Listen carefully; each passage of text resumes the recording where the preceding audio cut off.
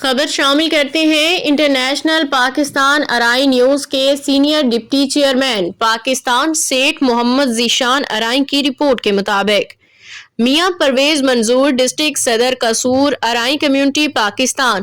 مہر Owais district secretary اطلاعات و نشریات، میاں فرید الحق ایوبی نائب صدر تحصیل کوٹ رادھا کرشن، چودھری محمد رضوان اکرم نائب صدر ارائی کمیونٹی تحصیل کوٹ رادھا کرشن کی بروز جمعۃ المبارک میاں فرید الحق ایوبی کی رہائش گاہ بحریہ آرچرڈ لاہور میں ملاقات ہوئی۔ برادری کی فلاح و بہبود کے لیے مشاورت اور ڈسٹرکٹ اور تمام تحصیلوں کی تنظیم نو کے لیے ضلعی صدر نے خصوصی ہدایات جاری کی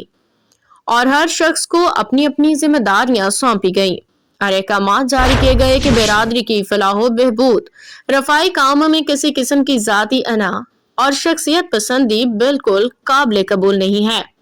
ہر فرد اپنے اپنے حصے کا کردار ادا کرے تاکہ ارائی کمیونٹی پاکستان اچھی طرح پھلے اور پھولے۔